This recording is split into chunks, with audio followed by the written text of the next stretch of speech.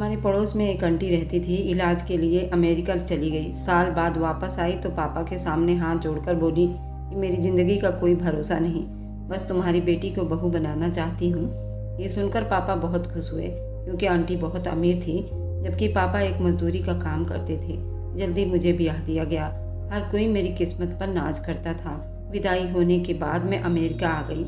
3 रातें शादी की बहुत अच्छी बीती थी, मगर चौथी रात आंटी मुझे प्यार से बोली, आज मेरा अस्पताल में चेकअप है, तुम मेरे साथ चलो। मैं जब वहाँ गई तो आंटी ने डॉक्टर के कान में कुछ कहा तो डॉक्टर मुझे अपने साथ एक कमरे में ले गई, जहाँ कदम रखते ही मेरे पाँव तले से ज़मीन निकल गई। मैं उल्टे कदमों से भागने लगी, मगर आंटी ने मुझे बालों से पकड़कर। जब आंटी अमेरिका से लौटी तो उनके शब्दों में एक अजीब सी मिठास देखी थी। वे हमेशा गुस्से में बात करती थी, मगर उस दिन जब पापा के सामने बैठी थी तो उनकी आवाज़ में एक नमी थी जो मैंने पहले कभी महसूस नहीं की। पापा रोज की तरह मजदूरी से लौट कर आए थे। मिट्टी में संधे हुए कपड़े, आंखों से थकन झलक रही थी। जैसे ही उन्होंने आंटी को देखा, हाथ से अपने कपड़ों की मिट्टी साफ की। ज़मीन पर बैठकर आंटी गला खखार कर बोली, भाई साहब, मेरी ज़िंदगी का कोई भरोसा नहीं, न जाने कल हो न हो। एक इच्छा है, दिल में चाहती हूँ मेरी बहू तुम्हारी बेटी बने। पापा की आंखों में चमक आ गई। मेरा दिल जोर से धड़कने लगा। माँ ने चूल्हे से हाथ खींचे और आंटी को हैरानी से देखा। आंटी ने आगे बढ़कर मेरे सर पर हाथ रखा। ये बहुत प्यारी बच्ची है, अपने बेटे के लिए बस ऐसे ही बहू चाहती थी। मैं चुप रही। अंदर एक अजीब सा शोर मच रहा था, लेकिन बाहर एक शब्द न निकल सका था।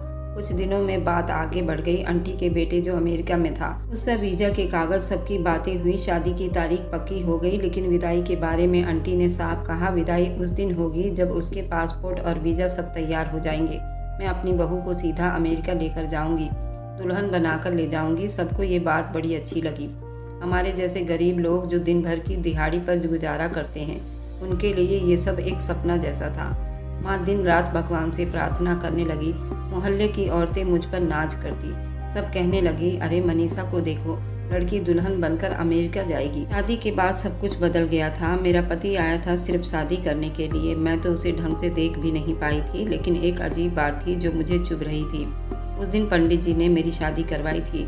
मेरे दिल में बहुत सी धड़कनें थी, मगर चेहरे पर बिल्कुल चुप्पी थी। फिर कई दिन बीते और आंटी ने कहा, अब हम तुम्हें विदाई करवा कर ले जाएंगे, लेकिन सीधा अमेरिका लेकर जाएंगे। मैंने सिर्फ सर हिला दिया। माँ कुछ दिन के बाद बीमार हो गई, शायद इसलिए कि मैं पहली बार हमेशा के लिए उनसे अलग हो रही थी, मगर आंटी ने सब संभाल लिया था। दवाई लाई, माँ के पास बैठी और मेरी छोटी बहन के लिए चॉकलेट लेकर आई। शादी की फंक्शन रखी गई। मोहल्ले में 2-3 औरतें आई। आंटी ने खुद मुझे तैयार किया। साधारण मेकअप और एक सोने की छोटी सी चैन मेरे गले में पहना दिए। मेरी पहली कमाई थी, मैंने अपने लिए रखी थी, मगर अब ये तेरे किस्मत की निशानी है। विदा होकर आंटी के घर जाना एक नई दुनिया में कदम रखने जैसा था। वहाँ सब कुछ एक अलग हिसाब में था। एक कमरा जो खास मेरे लिए तैयार किया गया था, सफ़ेद पर्दे, खुशबू, मोमबत्ती, बेड पर गुलाब की पत्तियाँ। पहली रात आंटी मेरे साथ रही। वो मेरे सिरहाने बैठी रही, मेरे बालों में उंगलियाँ फेरती रही, पुरानी बातें सुनाती रही। मेरी मम्मी भी ऐसे ही करती थी, बालों में उंगलियां फेरती थी, भगवान से प्रार्थना करती थी। दूसरी रात जब मैंने अपनी आंटी से कहा, क्या मैं अकेली सो सकती हूँ, तो वो मुस्कुराकर बाहर चली गई। मैं बिस्तर पर लेटकर छत को देखती रही। एक अनजान पति, एक नया घर, एक परदेश जो मेरे करीब आ रहा था, क्योंकि मेरा पति शादी करवाकर वापस चला गया था और मैं उसकी माँ के साथ जा रही थी। मगर उन सब में एक खामोशी थी, एक खालीपन था। तीसरी रात उनका फ़ोन आया। मैं कमरे में बैठी थी। आंटी ने कॉल की और कहा, बात करो, वह तुमसे खुद बात करना चाहते हैं। मैंने फ़ोन कान से लगाया। मैंने पहले नमस्कार कहा। मैंने धीरे से कहा, नमस्कार, तुम ठीक हो? आवाज़ में कोई जज्बात नहीं थे, सिर्फ रस्म के तौर तरीके थे। बस कुछ दिनों में सब तैयार हो जाएगा, फिर तुम अमेरिका में मेरे साथ रहोगी, ये कहा और फ़ोन बंद कर दिया। ये मेरी पहली और आखिरी कॉल थी। इससे चौथी रात आंटी ने कहा, बेटी आज एक चेकअप है, जल्दी निकलना होगा। अमेरिका जाने से पहले डॉक्टर की रिपोर्ट ज़रूरी होती है। सुबह सवेरे मैं तैयार हुई। आंटी ने खुद मेरे कपड़े निकाले, मेरा दुपट्टा ठीक किया। फिर हम रिक्शे में बैठकर अस्पताल पहुँचे। अस्पताल के काउंटर पर पहुँचते ही आंटी ने कागज़ दिखाया और किसी से बात की। फिर एक नर्स आई और हमें एक तरफ ले गई। मैं थोड़ा तसल्ली में थी क्योंकि आंटी साथ थी। कमरे में दाखिल होने से पहले आंटी ने मेरे हाथ पकड़ रखे थे और कहा, बस ये कुछ टेस्ट है, तुम घबराना नहीं। कमरे के अंदर डॉक्टर पहले ही मौजूद थे और थोड़ा अधेड़ उम्र का आदमी था। चश्मा, सफ़ेद कोट पैंट और चेहरे पर मुस्कुराहट। बेटी ने डॉक्टर के कान के करीब जाकर कुछ कहा जो मैं सुन न सकी थी। डॉक्टर ने सर हिलाया, मेरी तरफ देखकर बोला, यहाँ बैठ जाइए। मैं सोफे पर बैठ गई। उसने मेरा ब्लड प्रेशर चेक किया और कुछ सवाल किए। फिर उसने कहा, एक इंजेक्शन लगाना है, खून के टेस्ट हैं, इससे पहले ज़रूरी है। मैंने बाजू आगे किया और वहाँ की दुनिया धुंधली होने लगी। कुछ सेकंड में सब कुछ धुंधला हो गया। आँख खोली तो सर के पीछे बहुत दर्द था। मेरे आसपास सब कुछ हिल रहा था, जैसे जमीन नहीं पानी की छाती पर हूँ। आंखों के सामने लकड़ी की दीवार, छत पर लोहे के कील और एक बल्ब जो बिल्कुल मध्यम सा झूल रहा था। कमरे में नमी की बू थी, बंद हवा, घुटन भरा एहसास। मैंने उठने की कोशिश की मगर जिस्म जैसे किसी ने निचोड़ दिया हो। बाजू पर सुई का निशान था, हाथों में कमजोरी थी, सांस भी मुश्किल से आ रही थी। पाँव से जूते गायब थे, पहने हुए कपड़े बदल चुके थे, ढीले ढाले जैसे किसी अस्पताल का कैद खाने का कपड़ा हो। कमरे में कोई खिड़की नहीं थी, सिर्फ एक छोटा सा रोशनदान था जहाँ से समुंदर की नीलाहट झलकती थी। मैं रेंगते हुए नीचे बैठकर देखने लगी। नीचे पानी था, गहरी चुप्पी, सिर्फ नीला रंग और कुछ चिड़ियों की आवाज़। मेरे दिल में पहला ख्याल आया, मैं ज़मीन पर नहीं हूँ, मैं किसी पानी की जहाज़ पर हूँ। दरवाजे पर लोहे की सलाखें थी, बाहर से ताला लगा था। कमरे के बाहर धीमी आवाज़ आ रही थी, कोई अलग से भाषा में बात कर रहा था। कुछ ऐसी बोली जिन्हें मैं समझ नहीं सकी थी। कुछ हंसने की आवाज़। अचानक दरवाज़ा खुला, एक अजनबी औरत अंदर आई। वह थोड़ी ज़्यादा उम्र की थी, काली थी। वह हाथ में 2 स्लाइस रोटी, थोड़ा सा प्याज, बोतल में पानी था। उसने मुझसे नजरें नहीं मिलाई, बस थाली मेरे सामने कर दी और कहा, खा लो। आवाज़ में थोड़ा गुस्सा दिखाई दे रहा था। मैं कहाँ हूँ, मैं घबरा कर पूछा। उसने कोई जवाब नहीं दिया। मुझे यहाँ क्यों लाया गया है? वह पलटी और जाते जाते सिर्फ इतना कहा, ठीक होगा, ज़्यादा सवाल ना करो। दरवाज़ा बंद हो गया। उसके साथ ही एक और दूसरी भाषा की आवाज़ आई। मैं उस कमरे को घूरती रही मगर भूख का एहसास कहीं गायब हो चुका था। मुझे कुछ समझ नहीं आ रहा था। ये कौन लोग हैं, कहाँ ले जा रहे हैं, मुझे क्या बेच दिया गया है? अगले कुछ घंटे सन्नाटे में बीते। मैं दीवार से लगकर बैठी, दिमाग में सिर्फ धुंध थी। ये दिन कब बीतेगा, रात कब आएगी, अंदाजा ही नहीं हुआ। फिर कुछ देर के बाद बाहर से शोर सुनाई दिया। कोई नई लड़की चीख रही थी। मैं दरवाजे के करीब गई तो आवाज़ साफ सुनाई दी, मुझे जाने दो, मैंने कुछ नहीं किया, प्लीज। उसके बाद चांटे की आवाज़ आई और जैसे किसी को मारा गया हो। कुछ पल बाद चीख बंद हो गई। अगले दिन शायद रात का वक्त था, अंदाजा नहीं था। 3 आदमी आए, दरवाज़ा खोलो। उनमें से एक लंबा था, दूसरा, उन दोनों के हाथ में कागज़ थे। उठो, चलो हमारे साथ। मैंने चीख कर पूछा, कहाँ ले जा रहे हो? बस चुपचाप रहो, सवाल कम करो। उन्होंने मेरा बाजू पकड़कर खड़ा किया। मेरी टांगें काँप रही थी मगर उन्होंने मुझे सहारा देने के बजाय घसीटते हुए बाहर निकाला। लंबा रास्ता, दीवारें बिल्कुल दबी हुई। रास्ते में मुझे 4 लड़कियां नजर आईं। सब जवान थी, किसी के हाथ बंधे थे, कोई आंखें बंद किए लेटी हुई थी। एक बड़े कमरे में ले जाया गया। वहाँ कुछ मेज थी, एक कंप्यूटर, 2 आदमी जो मेरी फाइल देख रहे थे। उम्र 18 साल, शादीशुदा। उन्होंने एक दूसरे की तरफ देखा। फिर एक ने दूसरे से अंग्रेजी में कहा, मार्केट वैल्यू ठीक है। मैं कुछ ना समझी, सिर्फ शब्द मार्केट वैल्यू मेरे दिमाग में अटक गया। उन्होंने मुझे दोबारा मेरे कमरे में वापस छोड़ा। जाते जाते उनमें से एक ने दरवाजे पर मौजूद सलाखों पर हाथ मारा और कहा, आज रात पहरा थोड़ा ज़्यादा रखना। मेरी आंखों से आंसू निकल रहे थे, जैसे हर एहसास को अनसुना कर दिया हो। मैं बस बैठ गई, हाथों में चेहरा छुपाकर। फिर मुझे वह दिन याद आया जब मैं आंटी के साथ अस्पताल गई थी। तब शायद मेरी किस्मत नहीं बदली थी बल्कि मेरी कीमत लगाई जा रही थी। फिर याद आया उनका कहना, ये मेरी जिम्मेदारी है। की जिम्मेदारी थी मुझे बेच देना। मेरे सवाल का जवाब अब बिल्कुल साफ हो गया था। हमारे साथ धोखा हुआ था मगर उस सच का बोझ बहुत भारी था। हाँ, मुझे बेच दिया गया था। कमरे के बाहर कदमों की आहट सुनाई दी। दिन में 2 या 3 बार कोई आता, पानी या रोटी फेंक कर चला जाता, मगर आज कदमों की रफ्तार अलग थी, जैसे कोई जल्दी में हो। दरवाजा खुला, 3 आदमी अंदर दाखिल हुए। उनमें एक वही था जो पिछले दिन फाइल देख रहा था। कि 2 के चेहरे नए थे। एक ने चुप से मेरी तरफ एक लिफाफा बढ़ाया, फिर तीनों बिना कुछ कहे वापस मुड़ गए। दरवाजा बंद हुआ। वही आवाज़। मैंने लिफाफा हाथ में लिया, उंगलियों से खोला। अंदर एक फोल्ड कागज था, कलम से लिखा हुआ था। जैसे जैसे मैं पढ़ती गई आंखें कागज पर जम गई थी मगर शब्द दिल पर छप गया था। मुझे मालूम है तुम मुझे पढ़कर सदमे में आ जाओगी मगर मेरे पास तुमसे कुछ छुपाने को अब कुछ भी नहीं है। तुम्हें सच जानना चाहिए। मेरी माँ यानी तुम्हारी आंटी की तबीयत अमेरिका में बहुत ख़राब थी। इलाज के लिए बहुत पैसे चाहिए थे, इतने कि मेरे बस से बाहर था। मैंने आंखें बंद की, दिल चाहा कि पढ़ना बंद कर दूं, लेकिन हाथ ना रुका। वक्त था जब हमें एक मौका दिया गया था, एक ऐसा रास्ता जिसमें पैसे भी मिलते और तुम्हारा नाम भी छुप जाता। माँ ने कहा कि इस काम के लिए तुम ठीक रहोगी और सबसे बढ़कर तुम्हारा कोई पूछने वाला नहीं होगा। मेरी उंगलियां कांपने लगी। मैंने तुम्हें बेच दिया। लिखना आसान नहीं, लेकिन हकीकत यही है। मैंने डिवोर्स पेपर पर साइन कर दिए हैं और तुम्हें बेच दिया। जिस आदमी को मैंने सही से देखा भी नहीं था, उस आदमी ने मेरी कीमत लगा दी थी।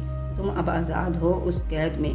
वहाँ तुम्हें दोबारा कोई नहीं पहचानेगा। तुम्हारी कीमत लगेगी और बहुत अच्छी लगेगी। ये शब्द आखिरी कतरा था। बस धन्यवाद कहना था। तुमने मेरी माँ की जान बचा ली। तुम्हें शायद नफरत होगी मुझसे, मगर मुझे तुमसे कोई मोहब्बत नहीं थी। तुम सिर्फ एक मोटी रकम थी। वह खत मेरे हाथ से छूटकर ज़मीन पर गिर गया। मैं देर तक दीवार से टेक लगाए बैठी रही। बाहर समंदर की आवाज़ आ रही थी, जैसे वही मेरे हाल पर मातम मना रही हो।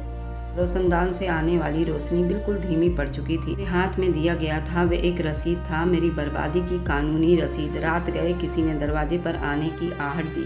मैंने कोई जवाब नहीं दिया। फिर दरवाज़ा खुला। लड़की अंदर दाखिल हुई। शक्ल से नेपाली लगती थी। बाल बहुत सिल्के थे, कपड़े थोड़े अलग थे। उसने पूछा। मैंने सर हिला दिया। एक वीडियो मेरे पास भेजा गया था। वह आंटी मुझ पर हंस रही थी।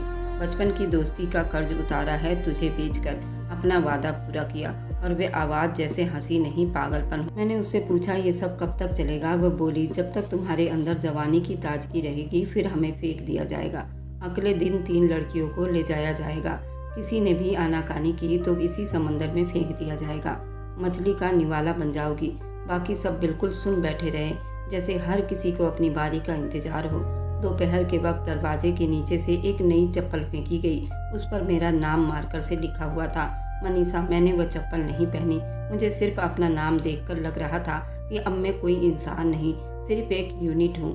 शाम को एक आदमी आया, सफ़ेद वर्दी में, हाथ में फाइल। उसने कहा, तैयार रहो, कल सुबह तुम्हें शिफ्ट करना है। कहाँ? जो जगह तुम्हारी कीमत के हिसाब से अच्छा होगा।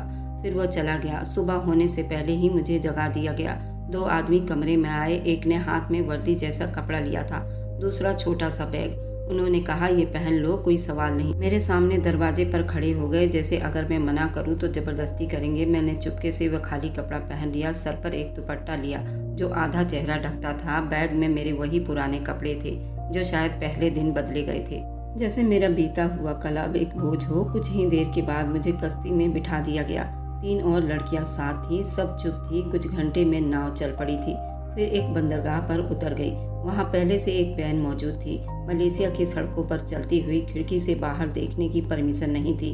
वैन में पर्दे थे और एक औरत जो बार बार कहती थी, चुप रहो, यहाँ कोई सवाल नहीं करना। कई घंटे बाद वैन एक बड़ी बिल्डिंग के सामने रुकी। बाहर से आम होटल लगता था, मगर अंदर कुछ और था। काले शीशे, लिफ्ट, चमकते फर्श, अलग भाषा बोलने वाले लोग। हमें पीछे के दरवाजे से ऊपर ले जाया गया। तंग गली थी जहाँ दरवाजे पर नंबर लिखे हुए थे, लेकिन कोई नाम नहीं। मुझे कमरा नंबर 105 में ले जाया गया। साफ था लेकिन बेरंग। एक बेड, एक कुर्सी, एक अलमारी, दीवार पर एक कैमरा लगा हुआ था। बिल्कुल छत के कोने में ये कैमरा था। मैंने दरवाज़ा बंद करने वाले आदमी से पूछा, ये सिक्योरिटी है? यहाँ हर चीज़ पर नज़र रखी जाती है। फिर वह हंसकर बोला। उसने दरवाज़ा बंद किया और चिटकनी लगा दी। शाम तक कोई नहीं आया। फिर अचानक बेल बजा। एक आवाज़ आई, कमरा नंबर 105, तैयार रहो, मिस्टर ब्रावी आ रहे हैं। मैं चौंक गई। थोड़ी देर के बाद दरवाज़ा खुला। 2 गार्ड आए और एक मलेशिया का आदमी अंदर आया। उम्र कुछ ज्यादा थी। सोने की अंगूठियां, एक महंगा परफ्यूम और एक पल के लिए रुका, मुझे सर से पांव तक देखा और फिर एक लंबा सा शब्द बोला, इसे मेरे कमरे में भेजो। फिर वो मुड़ा और बाहर चला गया। गार्ड ने एक दूसरे की तरफ देखा। फिर एक ने मुझसे कहा, चलो ज्यादा वक्त मत लगाओ। मैंने कदम पीछे खींचे। कहा, क्यों? यहाँ कोई किसी की इज्जत नहीं। तुम्हें जहाँ बुलाया जाए जाओ। मैंने मना किया। मेरे मुंह से सिर्फ एक शब्द निकला, नहीं। गार्ड गुस्सा हो गया। कहा, समझदारी इसी में है कि चुप से साथ चलो। एक भी बार शोर किया तो तुम अगली फ्लाइट में किसी नेपाल की पहाड़ियों में होगी। मैं मजबूर होकर साथ चल पड़ी थी। मुझे होटल के एक और फ्लोर पर ले गए, जहां दरवाजे की पीठ पर लिखा था, मिस्टर ब्रावी। अंदर दाखिल हुई। वही मलेशिया का आदमी सोफे पर बैठा था, एक हाथ में सिगार, दूसरे में मोबाइल। मेरी तरफ देखा मगर बोला, तुम हिंदुस्तान से हो? मैंने सर हिलाया। आवाज़ नहीं निकली। अच्छा। अपनी भाषा न जाने क्या बोला, मैं समझ नहीं सकी। उसने इशारा किया बिस्तर की तरफ और फिर फ़ोन की घंटी बजाई। एक लेडीज ऊपर आई। वह हिंदी अच्छे से जानती थी। उसने मुझे बताया कि जो सर कह रहे हैं उसे मानती जाओ। सर को तुम बहुत पसंद आई हो। अगर तुम सर को खुश करोगी तो तुम्हें इनाम मिलेगा। अगर तुमने जरा भी चालाकी या रोने धोने की कोशिश की, तुम्हें तुम्हारा अंजाम तो पता ही होगा। इसलिए जो सर कहते हैं वह मानो। सर कह रहे हैं यहाँ कपड़े उतार कर लेटो, उनको खुश करो। मैं अपना सर पकड़कर बैठ गई। मैं क्या कर सकती थी, मैं तो बर्बाद हो गई थी। उसने मेरी कीमत होटल वाले को दी होगी, लेकिन मुझे इनाम में उसने सोने की घड़ी दी थी। मुझे उस सोने की क्या ज़रूरत थी? मेरी दुनिया तो खराब हो गई थी। अब इसी तरह मेरी हर रात कीमत लगाई जाने लगी और मेरे साथ आई लड़की, उनके साथ भी यही सब हो रहा था। मैंने फैसला किया मैं यहाँ रहूँ या ना रहूँ, लेकिन जो कुछ मेरे साथ हुआ है मैं किसी और के साथ होने नहीं दूंगी और शायद यह अंधेरा हमेशा नहीं रहती। उस दिन होटल में वैसे ही थोड़ी चहल पहल थी। तेजी से इधर से उधर लोग भाग रहे थे। दीवारों पर लगी तस्वीर हटाई जा रही थी, तस्वीर लगाई जा रही थी। लॉबी में नए फूल लगाए जा रहे थे। कमरे के बाहर एक गार्ड ने आकर सिर्फ इतना कहा, आज कोई खास मेहमान आ रहा है, सब अलर्ट रहो। मैंने खुद से सवाल किया, खास मेहमान का हमसे क्या लेना देना? लेकिन सवाल पूछने का अब कोई फायदा नहीं था। शाम को दरवाज़ा खुला, एक नया कपड़ा लाया गया। बहुत खूबसूरत कपड़ा था। उसके साथ एक नोट था, ये पहनो, आज तुम्हें नीचे बुलाया जा सकता है। मैंने कपड़ा वही रख दिया। किसी नोट का अब मेरे लिए कोई अहमियत नहीं थी। मैं वही पहने रहूंगी जो तन पर पहन रखा था। 8 बजे कमरे का डोर बेल बजा। कमरा नंबर 105 तैयार हो जाओ, मिस्टर तुम्हें देखना चाहते हैं। मैंने कुछ नहीं कहा, चुप से दरवाजे के सामने खड़ी हो गई। दरवाज़ा खुला, गार्ड ने मुझे नीचे ले जाने का इशारा किया। मैं उनके साथ लिफ्ट में सवार थी। लिफ्ट का शीशा साफ था और नीचे जाते हुए पहली बार मैंने खुद को पूरा देखा। सूखा हुआ चेहरा, आंखों के नीचे काले हल्के रंग के धब्बे जो अब अपना नहीं लगता था। लॉबी में पहुंचे तो वहां काफी लोग थे, सबकी नजरें बिजी थी। कोई किसी से बात कर रहा था, कोई लैपटॉप पर झुका हुआ था। उन सब में एक लड़का बिल्कुल अलग खड़ा था। ऊंचा कद, गेहुआ रंग, हाथ में एक फाइल। उसने जैसे ही मेरी तरफ देखा जल्दी मेरी तरफ आया कि हाथ में पड़ी फाइल नीचे गिर गई और आंखें मुझ पर जम गई। गार्ड ने इशारा किया, यही है, देख लो। वो मेरे पास आया, बहुत धीरे से, जैसे किसी सपने की तरह बढ़ रहा हो। ये तुम हो? उसने धीरे से कहा, जैसे खुद से पूछ रहा हो।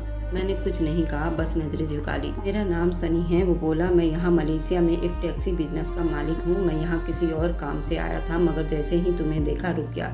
जेब से एक तस्वीर निकाली और मेरे सामने रख दी। ये देखो तस्वीर। एक लड़की जो बच्चों के साथ खेल रही थी। कपड़े मिट्टी से सने हुए थे, बाल बिखरे हुए थे, चेहरे पर मेरा चेहरा था। ये तस्वीर 2 साल पहले हिंदुस्तान के एक गाँव से मिली थी। मैं वहाँ किसी काम के लिए गया था, तब मैंने ये तस्वीर यूं ही ले ली थी, लेकिन बाद में ये मेरी हर फाइल में, लैपटॉप में, हर चीज़ का हिस्सा बन गई। ये तस्वीर समझो मेरे लिए लकी थी। मैंने उस तस्वीर को गौर से देखा और मुझे याद आया वह दिन जब मैं बच्चों को खेलना सिखा रही थी। तब जिंदगी सादा थी, कोई मुश्किल नहीं थी, मगर आज़ाद थी। मैंने कभी सोचा भी नहीं था ये चेहरा एक दिन यहाँ इस हालत में इस जगह देखूंगा। फिर इसने इधर उधर देखा और धीरे आवाज में बोला, यहाँ सब ठीक नहीं, मुझे मालूम है, मगर मुझे ये भी मालूम है अगर मैं कुछ ना करूं तो शायद तुम कल यहाँ ना रहो। मैंने पहली बार उसकी आंखों में देखा। वहाँ डर भी था, हमदर्दी भी, और कुछ और, शायद वही एहसास जो बरसों पहले मेरे पिता के आंखों में होता था जब वो काम से आकर मुझे गोद में बिठाते थे। तुम कुछ नहीं कर सकते, ने धीरे से कहा। ये जगह सिर्फ जिस्म मांगती है, आवाज नहीं सुनती। मैं कुछ न कुछ करूँगा। और उसने विश्वास भरे शब्दों में कहा, मुझे पता है यहाँ और भी लड़कियाँ हैं। मैं पुलिस से बात करूंगा, मीडिया में आवाज़ उठाऊंगा, सोशल मीडिया में ये तस्वीर भेजूंगा। मेरे करोड़ों में फॉलोवर हैं, तुम्हारी मदद होगी, तुम बस हिम्मत मत हारना। उसी पल एक कार्ड पास आया। वक्त पूरा हो गया था, इसलिए सनी ने एक कार्ड मेरी तरफ बढ़ाया। इस पर मेरा नंबर है, जैसे ही मौका मिले फ़ोन करना या कोई पैगाम देना हो, मैं समझ जाऊंगा। मैंने कार्ड लिया और बगैर कुछ कहे दोबारा लिफ्ट में चढ़ गई। ऊपर पहुंचकर दरवाज़ा बंद हुआ। मैं कार्ड देखती रही। Sunny, director, taxi service. पहली बार ऐसा लगा शायद कोई बाहर सच में मेरी हालत को समझने आया था। उस रात सोने से पहले मैंने कार्ड अपने तकिए के नीचे रख लिए। बरसों बाद पहली बार एक प्रार्थना दिल से निकली थी, हे भगवान, ये चेहरा झूठा ना हो। अगले दिन वह दोबारा आया। इस बार किसी विजिट कार्ड के साथ नहीं आया। एक नौकर ने मेरे दरवाजे पर आकर आहट दी, नीचे जाना है, मेहमान आए हैं। दिल में हल्की सी उम्मीद जागी। मैंने धीरे से कार्ड जेब में रखा और गार्ड के साथ नीचे चली गई। लॉबी में पहुंचकर देखा वही खड़ा था, सनी। इस बार उसकी आंखों में कल जैसा शक नहीं था, एक फैसला था। उसने कुछ नहीं कहा, बस मुझे देखा। मैं समझ गई वह कुछ कर चुका है या करने वाला है। हमारी आंखें मिली थी। एक होटल की पिछली तरफ अचानक शोर हुआ। 2 लोग भागते हुए लॉबी से चले गए।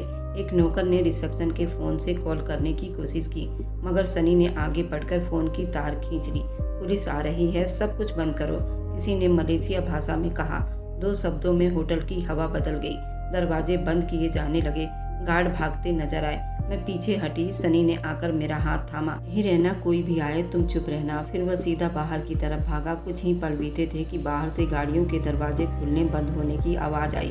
फिर एक जोरदार आवाज़ जैसे कुछ टूटा हो। 2 पुलिस वाले अंदर आए, एक के पास कैमरा, दूसरे के पास वायरलेस। उन्होंने सबसे पहले उस होटल के मैनेजमेंट कंप्यूटर जब्त कर लिए। 2 औरतें अफसर होटल के काम को रोक रही थी। एक एक कमरा चेक किया जा रहा था। एक अफसर ने मुझे देखा और आकर पूछा, तुम कहाँ की हो? हिंदुस्तान से। नाम मनीषा है। उन्होंने मेरी तस्वीर ली और एक औरत अफसर को आवाज़ दी, उन्हें बाहर ले जाओ और बाकी लड़कियों को भी निकालो। हम ऊपर पहुंचे तो कमरा नंबर 402, 403, 408 खोले जा चुके थे। हर कमरे से एक लड़की निकली। सबकी हालत कमज़ोर, आंखों में नींद। और कमरा नंबर 408 बंद था। दरवाज़ा खोला गया तो अंदर कोई नहीं था, फिर सिर्फ एक बेड और खाली बोतल। एक अफसर ने सर हिलाया, ये जा चुकी है। आज सुबह ही कुछ देर पहले हम 7 लड़कियां नीचे मौजूद थी। पुलिस ने सबकी फाइलें निकलवाई। हमें अलग गाड़ी में बिठा दिया गया। मैंने सनी को देखा, वो बाहर खड़ा था, मोबाइल पर किसी से बात कर रहा था। उसने मेरी तरफ देखा और होंठों से बस इतना कहा, तुम अब सुरक्षित हो। जब गाड़ी पुलिस स्टेशन पहुंची तो वहाँ पहले से 2 औरतें मौजूद थी। हमें एक एक करके अंदर बुलाया गया। मेरे कमरे में एक टेबल, एक अफसर, एक औरत बैठी थी। क्या तुम्हें यहाँ ज़बरदस्ती रखा गया? अफसर ने पूछा। जी, मुझे धोखे से लाया गया था। क्या तुम्हें बेचा गया? मैंने सर झुकाकर कहा, हाँ। उन्होंने रिपोर्ट लिखी, कुछ तस्वीर दिखाई जिनमें कुछ आदमी थे जो कमरे में आते थे। मैंने उनको पहचान कर साइन किए। एक लड़की आई, शायद नेपाली थी। वह बोली मेरी बहन इनके साथ थी, मगर उसे पिछले हफ्ते कहीं ले गए हैं। उसके बाद उसकी कोई खबर नहीं। हमें एक NGO के हवाले कर दिया गया जहाँ कुछ दिन रखा था। वहाँ एक बड़े होटल में हम सबको एक साथ रखा गया था। एक समाजकर्ता आई और बोली, आप में से जो अपने वतन वापस जाना चाहती है, हम उसका बंदोबस्त करेंगे। कानूनी कार्रवाई करवाना चाहे वो भी मुमकिन है। रात को हम 3 लड़कियां बिस्तर पर लेटी रही, चुप। बाकी 4 कहीं और शिफ्ट कर दी जा चुकी थी। शायद उनके केस ज़्यादा घुमावदार था, शायद उनके पास कोई पहचान नहीं थी। मैंने सनी का कार्ड भी संभाल कर रखा था। अगले दिन उसने सनी को कॉल की। मैं उस लड़की से मिलना चाहता हूँ जिसे कल होटल से रिसीव किया गया था। समाजकर्ता ने वक्त दिया। उसने कहा, मैं तुम्हें यहाँ नहीं छोड़ सकता, मेरे घर चलो, मेरी माँ चाहती है तुम कुछ दिन हमारे साथ रहो।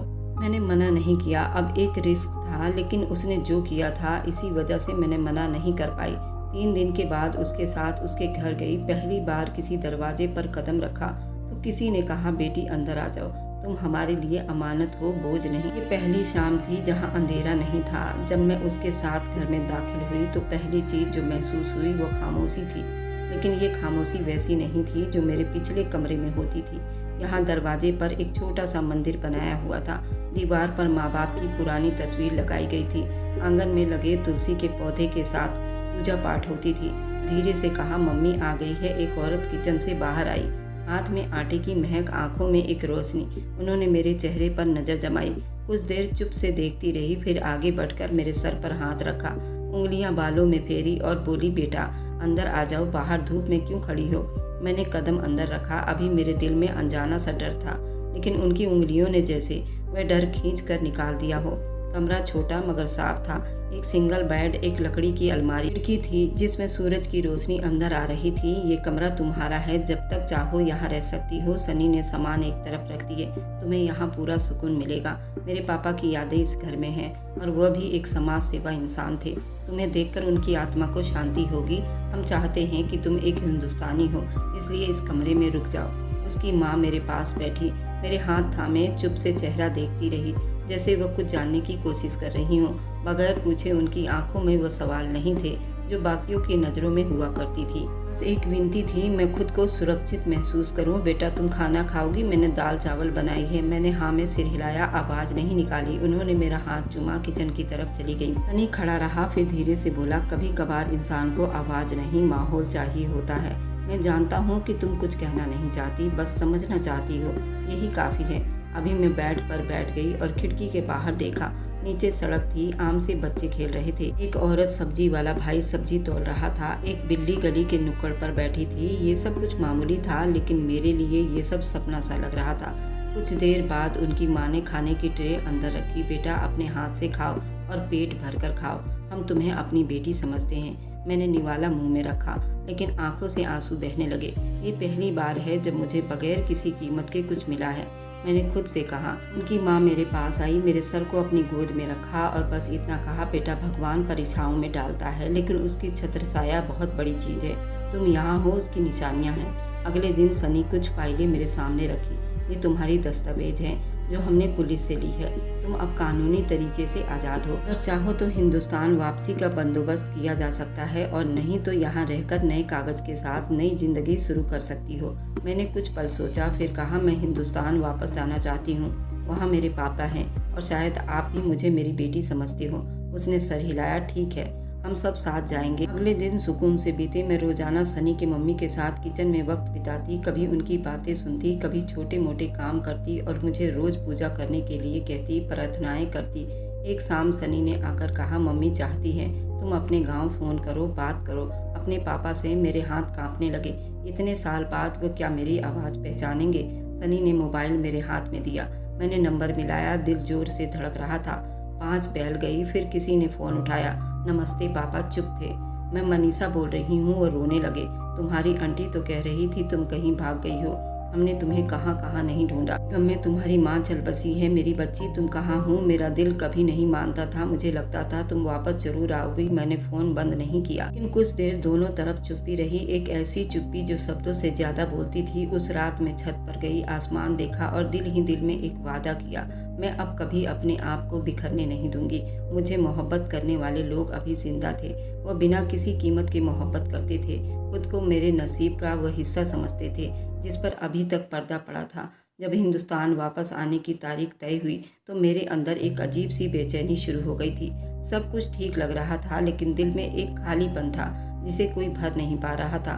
दिन के वक्त मैं सबके बीच हंसती, काम में लगी रहती, सनी की मम्मी के साथ वक्त बिताती, लेकिन रात जैसे ही आता सब कुछ बदल जाता। नींद आती लेकिन सुकून नहीं। सोने की कोशिश करती, वही कमरा, वही चीख, वही आवाज़ मेरे दिमाग में घूमने लगती। सपनों में भी कभी वो मलेशिया का आदमी होता, कभी वो दरवाज़ा जिस पर मेरा नाम लिखा था। अक्सर ऐसा लगता जैसे किसी ने मेरे मुंह पर हाथ रखा हो। मैं बोल नहीं पा रही थी। एक रात अचानक मैं चीख कर उठी, सांस फूल रहा था, पसीने में भीग रही थी। कमरा अंधेरे में था, सिर्फ दरवाजे के नीचे से हल्की सी रोशनी आ रही थी। मैं बेड से उतरकर कमरे के कोने में बैठ गई। घुटना सीने से लगाकर खुद को दिलासा देने की कोशिश की, लेकिन आंखें बंद करते ही वही सब दोबारा लौट रहा था। दरवाजा खुला, सनी हाथ में पानी का गिलास लेकर अंदर आया, मेरे करीब आकर बैठा, गिलास मेरी तरफ बढ़ाया। पियो, सांस सीधी करो। मैंने चुप से गिलास पकड़ा, 2 घूंट पिया। हाथ कांप रहे थे। वो कुछ देर चुप बैठा रहा, फिर धीरे से मुझे देखने लगा। तुम रातों को जागती हो, हमें पता नहीं। मैंने सर झुका लिया। ये सब वक्त के साथ खत्म नहीं होता, लेकिन अगर तुम उसे दिल से ना निकालो तो सारी जिंदगी चलता रहेगा। तुम्हारी जिंदगी अब तुम्हारे हाथ में है। तुम चाहो तो उसको रोने में गंवा दो, तुम चाहो तो उसे दोबारा जीने में लगा दो। मैंने पहली बार उनकी बातों पर ध्यान दिया। उस रात भी सपना आया, मगर मैं चीखी नहीं। उठकर चुप से पानी पिया और वापस लेट गई। दरवाजा नहीं खुला, शायद सनी जाग रहा था, मगर उसने मेरी चुप्पी को समझा। सफ़र की तैयारी पूरी हुई। सनी ने चुप से मुझे वो बैग दिया जिसमें मेरे कपड़े और मेरी पहचान थी, कार्ड और कुछ कागज़। मैंने बैग को पकड़कर कुछ देर सब कुछ देखती रही। मेरे हाथों में वह सबूत था। अब मैं दोबारा खुद को पहचान सकती थी, अपने नाम से, अपनी पहचान से। कई महीने बीत चुके थे उस दिन को जब मैं बगैर मर्जी, बगैर इरादे, खाली दस्तावेज बनाकर इसी कमरे में जागती थी। उस सफ़र का शुरुआत अमेरिका से हुई। पासपोर्ट मेरे हाथ में रखा, बोला, ये तुम्हारा है, इस पर तुम्हारा नाम है, किसी और का नहीं। जहाज़ की खिड़की से बाहर बादलों को देखते हुए मुझे वो पल याद आया जब मैंने ये सोचना छोड़ दिया था कि वापसी जाना मुमकिन नहीं होगा। जब वो पल आया था, दिल जैसे रुकने लगा था। सनी बराबर वाली सीट पर बैठा था, मगर हमने ज़्यादा बात नहीं की। सफ़र में अक्सर चुप्पी थी। हिंदुस्तानी एयरपोर्ट पर जब हम उतरे तो धुंधली धूप, हल्की आंधियों वाली मौसम ने हमारा स्वागत किया। मेरे पैर ज़मीन पर पड़े तो एक पल को यूं लगा जैसे मैं बरसों बाद इस ज़मीन पर चल रही हूँ, जैसे मेरी हड्डियों को दोबारा अपना बोझ याद आ रहा हो। गाड़ी सनी का पुराना ड्राइवर चला रहा था। रास्ते भर मुझे गांव की याद आती रही। नई सड़कें, मोहल्ले में एक स्कूल खुल गया था। वे तुम्हारे पापा अब इतने बूढ़े हो गए हैं, रोज थकन से बैठ जाते हैं स्कूल के सामने बेंच पर। हम जब गांव के बाहर पहुंचे तो मैंने खिड़की से झांककर पेड़, वही कच्चे रास्ते, वही मिट्टी की खुशबू, बचपन के इंतजार एक एक करके आंखों के सामने आने लगी। लेकिन दिल में एक डर था, अनगिनत सोच था। गाड़ी रुकी। मैं दरवाजा खोलने ही वाली थी कि सनी ने मेरा हाथ पकड़ा। याद रखो, जो तुम्हें पहचानने से मना करे वह तुम्हारी हकीकत नहीं मिटा सकता। मैंने दरवाज़ा खोला और धीरे से बाहर कदम रख दिया। वही था, मिट्टी की दीवारें, लोहे का पुराना दरवाज़ा, कच्चे ईंटों वाली खप्पर। दरवाजे पर पहुंची, कोई आवाज़ नहीं। फिर दरवाज़ा खुला, अंदर से मेरी छोटी बहन निकली, जो अब बड़ी हो चुकी थी। पहले एक पल को खड़ी रही, फिर आंखों को यकीन ना आया। मनीषा, मैंने हाँ में सिर हिलाया।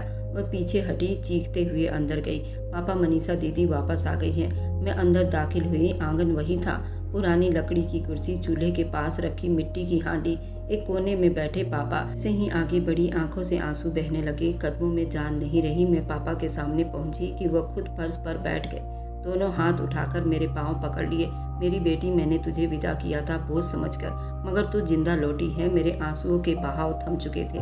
मैं झुककर पापा के कंधे से लगी। उन्होंने मुझे सीने से लगा लिए, रोते रहे। घर के बाकी लोग इकट्ठे हो चुके थे। कोई दरवाजे के पास खड़ा हैरानी से देख रहा था, कोई चुपचाप झांक रहा था।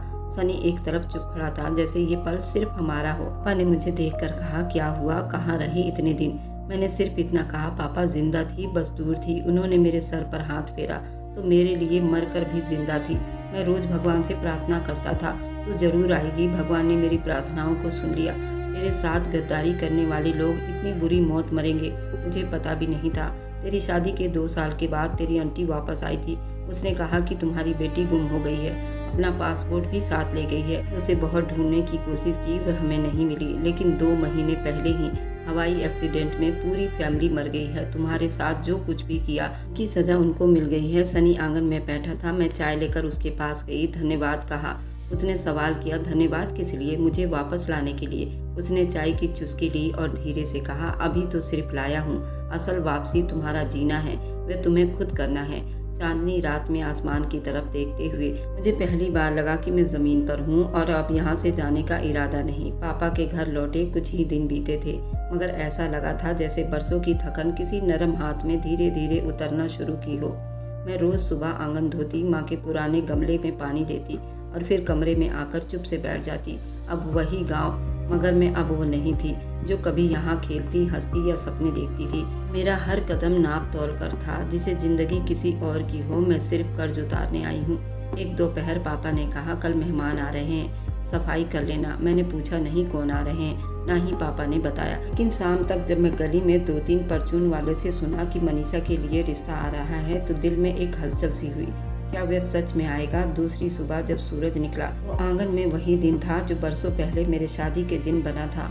साफ चारपाई पर बिछी चादर, मिट्टी के हांडी में रखा पानी। मेरे बहन ने मुझे नॉर्मल कपड़े पहनाए, बाल संवारे और धीरे से कहा, तुम आज बहुत अलग लग रही हो, जैसे कोई नई मनीषा। मैंने आईने में खुद को देखा, चेहरा वही था, मगर आंखों में वो गहराई थी जो वक्त देता है। ये जख्म आज शायद उन जख्मों पर कोई मरहम रखने आया था। दोपहर के करीब 4 लोग गली के नुक्कड़ पर दिखाई दिए। एक गाड़ी, 2 आदमी, पंडित जी, एक बूढ़ी औरत जिसे मैं अच्छी तरह से पहचान सकती थी।